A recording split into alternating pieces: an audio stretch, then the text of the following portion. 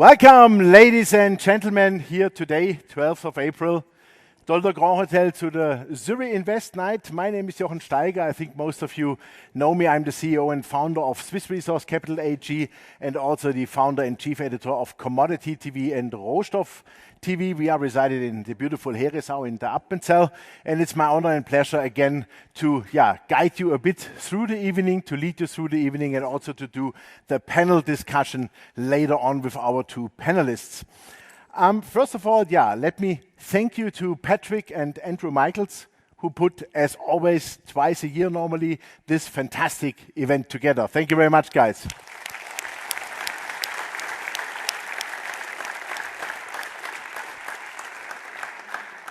And as always, the turnout is overwhelming, and how could it be better? We just had, Easter. Monday was a holiday in whole Europe. I think you saw it maybe today and the last 2 days. But the thing is, gold is rising, and finally silver is also rising. That's a great sign. Yeah, that's what we need, George. Exactly. But don't forget, we need the $32 in silver. Before we come to that, I will talk in a second about this. I would like to welcome tonight our panel sponsors, and let me please start with our main sponsors. First of all, we have Amar Al-Jundi, the president and CEO, please stand up, CEO of Agnico Eagle Mines. Thanks for joining us tonight, great company. And also we have Sandeep Singh, the president and CEO of Osisko Gold Royalties. Thank you.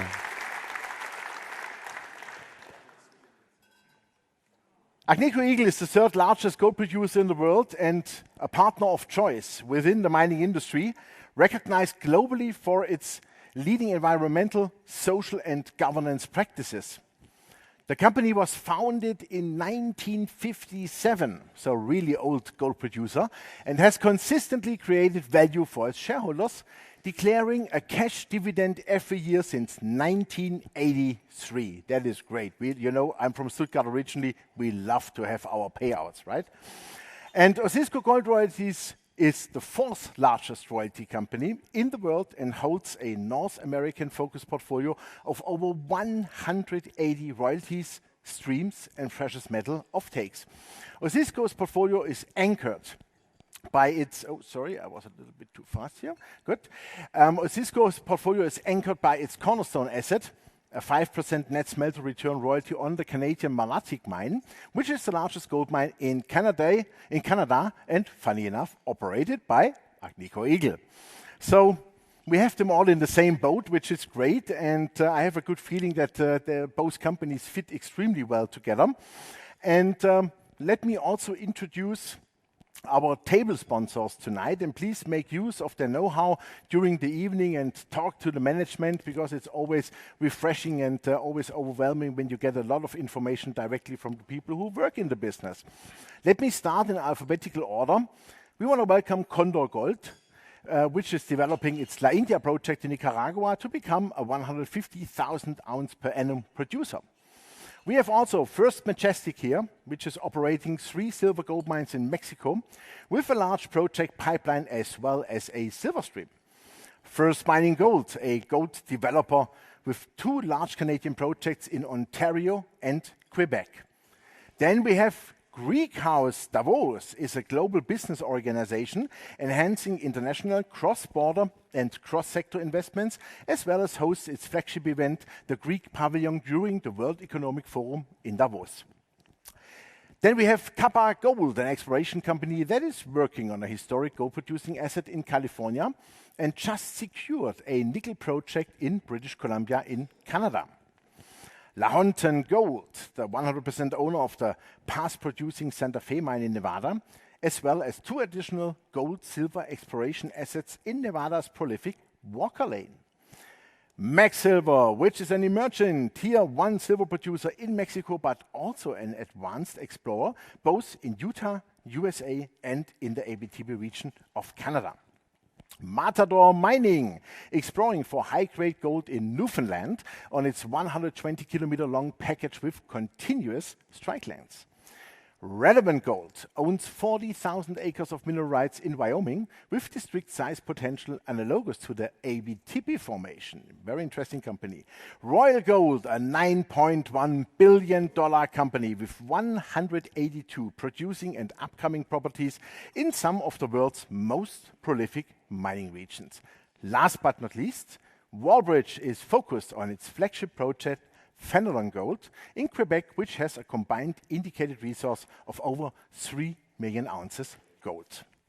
So, this is our evening tonight. So, I will talk some minutes longer to you, but we will have then afterwards, the starter will be served, and then we will start around 8 o'clock with the panel discussion with Asset Sandeep Singh and also Amar Aljundi. I really look forward to that.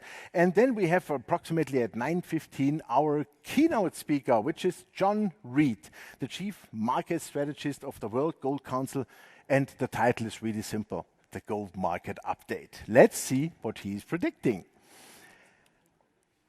Gold, silver, it's getting really interesting. I think everybody of you saw the movements in the last weeks, and it's really interesting to see that national banks are buying like unbelievable. January, February, March, new records of buying power. But also, I think most of you have probably heard about ChatGPT, the $10 billion investment of Microsoft.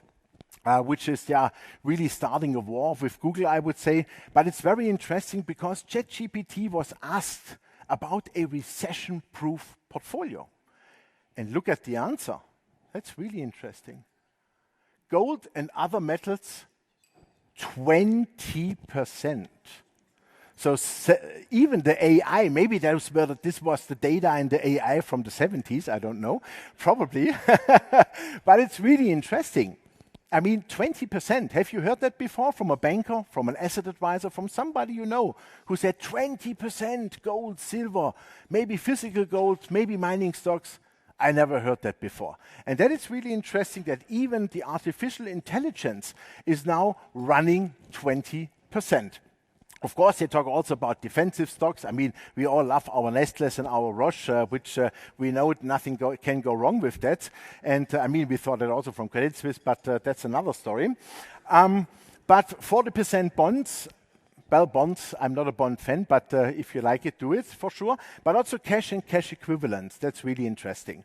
And so from that perspective, I think it's really important. Make sure that you are insured in those times. The trouble is in front of us. We have double-digit inflation. We have governments which are, I would say sometimes I have the feeling this is the birth of stupidity again. It really looks to me like, especially when I look into Germany. And it is unbelievable what is going on in this world. We have a horrible war going on in Ukraine, and I think more wars in the world, in Africa, etc. And it's really important that you insure your wealth, protect your buying, your purchasing power. And this is exactly what you do with physical gold and silver, but also with very good mining stocks. And if they pay a dividend, like our two companies here, which we have on the panel, even better, because while you wait until they rise, you get paid for the waiting. And I love that. This is fantastic. So what really shocked me, like in the positive sense, was this statistic from the World Silver Council. And interesting is this here. You see those numbers with the big minus. Yeah? This is the combined deficit after net investments in exchange-traded products, meaning the market balance less exchange-traded products. So that means we are missing hundreds of millions of silver ounces in this market. The question is, from where will it come? And it was interesting because I interviewed today Keith Neumeier, and we are always talking about, from First Majestic, we are always talking about the silver market because he has such a deep insight as one of the largest primary silver producers in the world. And he said to me, the estimated deficit for this year is over 400 million ounces. You know what this reminds me? This reminds me on 2002, 2003, and 2004. 3 years in a row, a big deficit in the market. and all of a sudden the silver price ramped up, like you are putting a wonderful drive 250 meters on a par 5 and you hit it nicely. And that's exactly what is going on in the markets.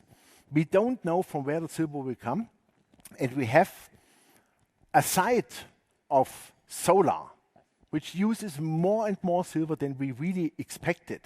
A side of electric mobiles, yeah, plug-in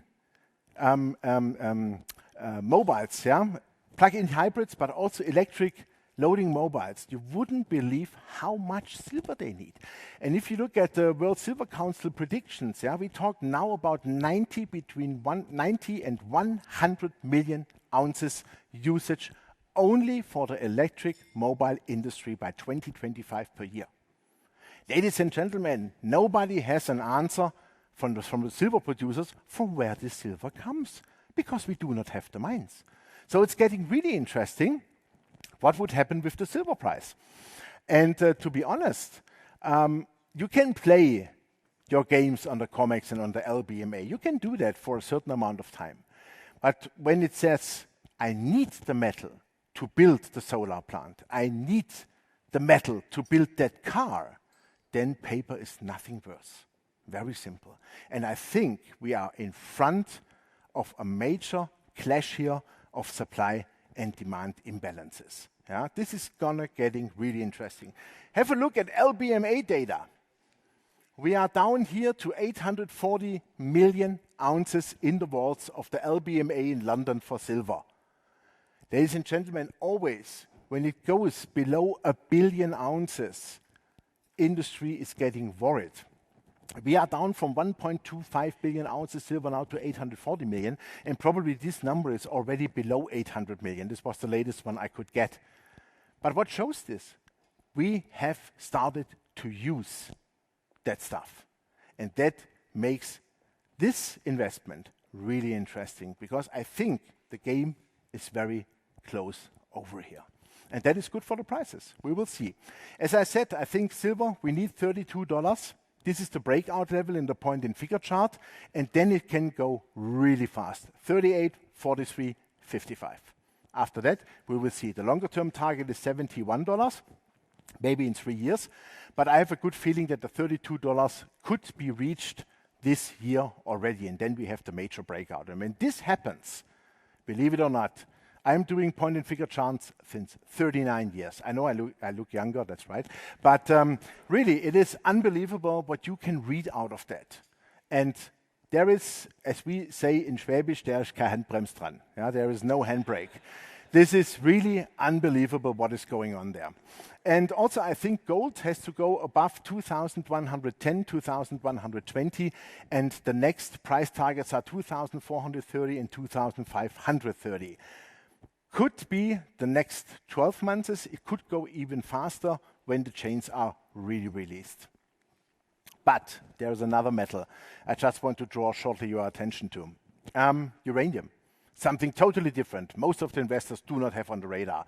You might have it on the radar because on the 15th of April, this fantastic government in Berlin, in Germany, decided by the 15th of April, we are shutting down our last 3 nuclear power plants in Germany.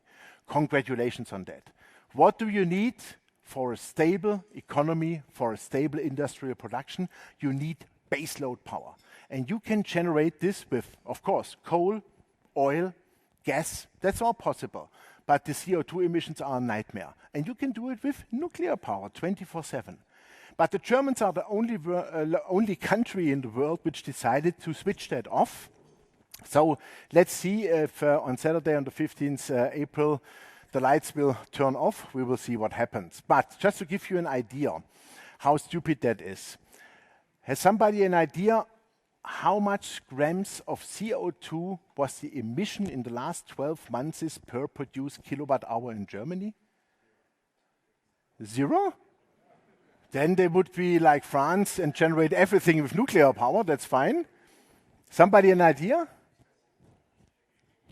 468 grams. If I plug my electro vehicle with that energy mix, honestly, I can drive a Hummer. It's better. because the hammer I can recycle to 99%. Yeah? No, it's really, this is unbelievable. Yeah? And then those guys are selling it like, oh, it's the green energy of tomorrow. I don't see that. But what I see is nuclear has a renaissance in the world. And it's really, really rocking. Yeah? Because we need this energy for all those electromobiles. We need stable energy. And the demand is expected at 194 million pounds. Yeah? The production is at approximately 140, 145 million pounds. So we have a horrible gap of over 50 million pounds, and this gap is rising every year. Contracting has not yet started really, but it will start soon, and that means the cumulative gaps are around 350 to 450 million pounds for, by 2030, respectively 2032. What does that mean? Uranium is in the same position as silver, for example. It is used, and that makes it really interesting because, sorry for that, but I have to do some advertising for Patrick's and Andrew's new product here.